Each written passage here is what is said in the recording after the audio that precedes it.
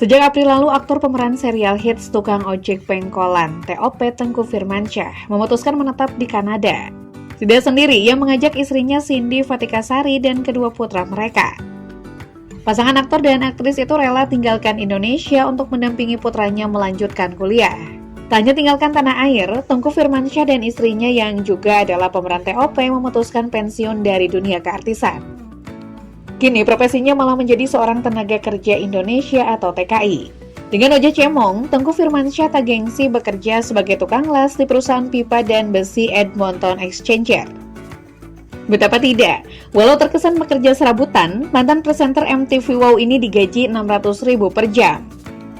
Berbanding terbalik dari Tengku Firmansyah yang putuskan pensiun dari dunia keartisan dan menjadi TKI. Sebaliknya, sederet artis berikut dulunya adalah seorang TKI sebelum akhirnya menjajal dunia keartisan.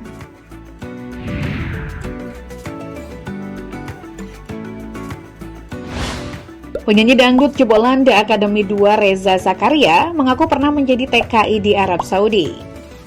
Pekerjaan itu dilakoninya karena kesulitan ekonomi dan ingin membantu keuangan keluarga sebagai anak sulung.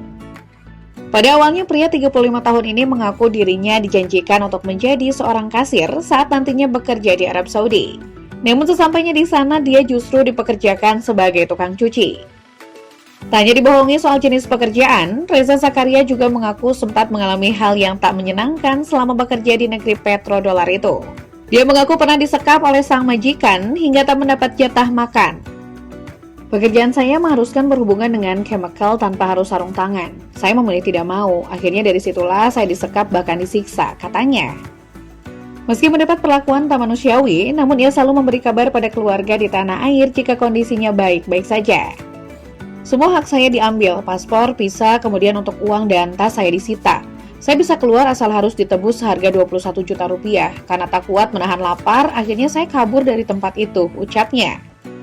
Reza Zakaria mengaku dirinya berhasil kabur dan bersyukur bisa diterima bekerja di salah satu rumah makan Maroko. Setelah orang tua Reza di tanah air mengetahui tragedi yang menimpa anaknya, mereka pun menebus dana 21 juta rupiah yang disyaratkan dan meminta Reza segera pulang ke tanah air.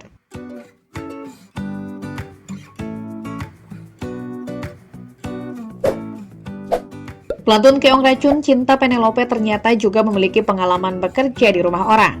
Sebelum jadi artis, Cinta Penelope pernah melakoni pekerjaan sebagai pembantu rumah tangga alias TKW. Pernyataan soal dirinya pernah menjadi pembantu tersebut pertama kali diutarakan Cinta di depan para calon TKI di suatu acara.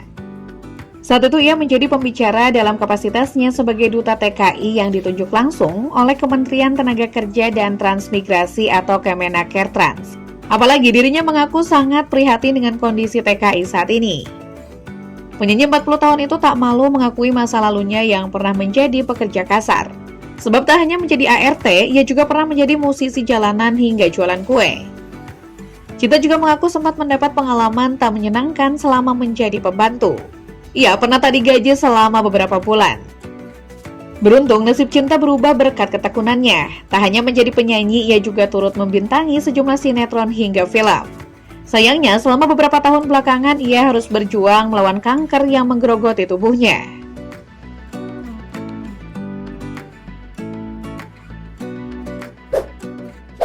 Zulkifli atau lebih dikenal sebagai Zul Zifilia merupakan vokalis grup musik asal Kendari, Zifilia. Grup beraliran slow rock alternatif itu dikenal lewat lagu Aisiteru. Sebelum dikenal sebagai vokalis grup Zifilia, Zul pernah berprofesi sebagai TKI di Jepang. Dia sempat menjadi TKI ilegal karena kontrak kerjanya hanya 3 tahun, tapi Zul belum ingin kembali karena belum sukses. Selama 6 tahun, Zul bekerja di Jepang dengan berbagai profesi, dari pabrik otomotif hingga pengecoran logam. Dari pekerjaannya itu, Zul bisa membeli beberapa alat musik dan mempelajarinya, seperti piano klasik bekas hingga gitar. Dari situlah ia mengembangkan kemampuan bermusiknya hingga menciptakan lagu dengan nuansa musik yang identik dengan budaya Jepang.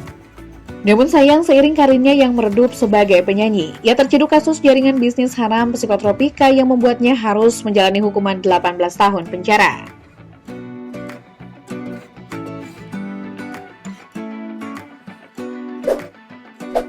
Pecinta dangdut tanah air mungkin ingat dengan lagu Rumang Samu Yo Penak yang sempat populer di tahun 2015.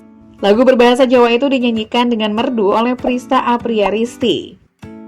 Penyanyi asal Lampung ini tak pernah membayangkan dirinya bakal dikenal sebagai penyanyi. Sebelumnya, pada 2013, Prista bekerja di Hong Kong sebagai TKI. Di sela-sela kesibukannya bekerja di negeri orang, Prista rajin mengunggah video dirinya sedang bernyanyi di Facebook. Di jejaring sosial tersebut, ia mendapatkan respon positif dari orang yang mendengarkan suaranya. Saat itulah ia juga tiba-tiba ditawari oleh produser label musik untuk rekaman. Awalnya, Prista tak menanggapi tawaran tersebut karena menyangka modus penipuan. Tapi karena sang produser terus mendesak, ia akhirnya bersedia diajak rekaman. Sayangnya, Prista hanya dikenal dengan single Rumang Samu Yopenak, hingga akhirnya ia memutuskan hengkang dari dunia hiburan. Walau begitu, Prista masih eksis di sosial media. Wanita 32 tahun ini juga telah berhijab dan berkeluarga.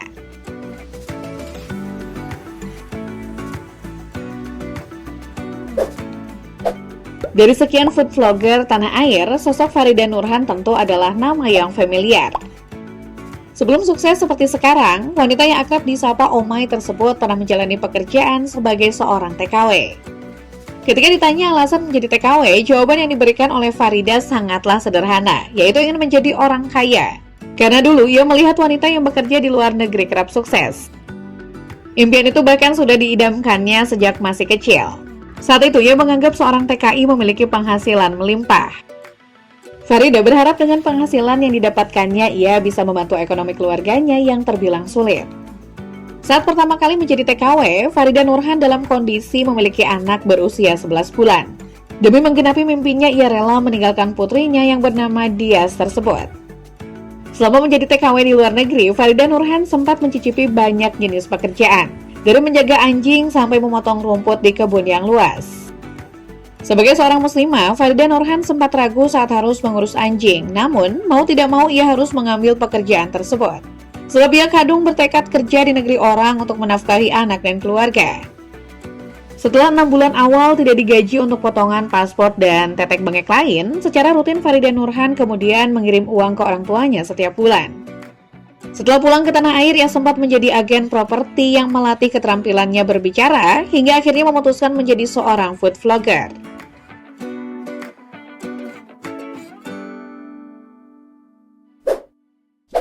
Panggung dangdut tanah air sekitar tahun 2013 pernah diramaikan oleh duet pedangdut seksi Dina dan Windy. Siapa sangka jika salah satu personelnya yakni Dina, sebelumnya hanyalah TKW yang bekerja sebagai asisten rumah tangga di Hong Kong. Majikan Dina awalnya tinggal di Indonesia namun harus pindah ke Hong Kong pada 2011. Dina pun diminta oleh sang majikan untuk ikut. Saat menyaksikan konser Wali Band di Hong Kong, seseorang menawarinya untuk masuk dapur rekaman. Meski awalnya ragu, namun setelah tahu jika pria itu adalah manajer dari Wali Band, Dina pun bersedia diorbitkan lewat duet duo Sabun Colek. Dina awalnya berkolaborasi bersama Kiki, namun Kiki yang hengkang lalu digantikan oleh Windy. Duo Sabun Colek ini pun sempat eksis dengan one hit wonder Gatal-Gatal. Sayangnya setelah Windy tutup usia pada 2015, duo Sabun Colek pun tak pernah lagi terdengar kabarnya.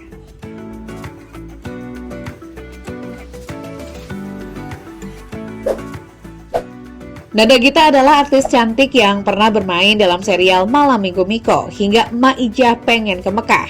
Ia juga sempat bermain FTV hingga menjadi presenter.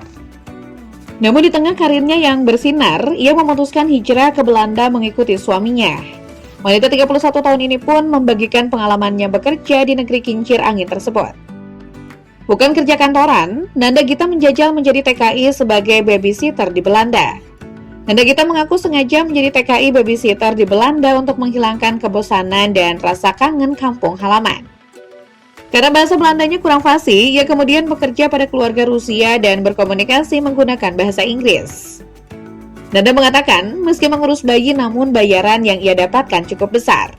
Ia mengatakan pengasuh anak di Belanda dibayar per jam yakni sebesar 170 euro. Dalam sehari ia bisa mendapat bayaran hingga 2 juta rupiah setelah bekerja hingga 7 jam. Bekerja sebagai babysitter membuat Nanda mengaku dirinya banyak belajar mendidik anak orang. Setelah balik ke tanah air, ia jadi sadar dan lebih menghargai orang lain apapun profesinya.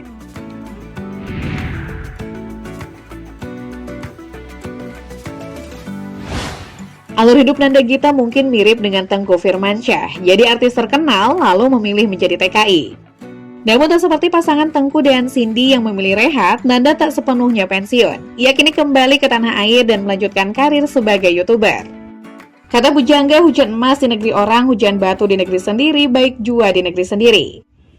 Menurut kalian, apakah peribahasa yang bermakna sebaik-baiknya negeri orang lebih baik di negeri sendiri? Itu masih relevan dengan masa depan sang pahlawan Devisa.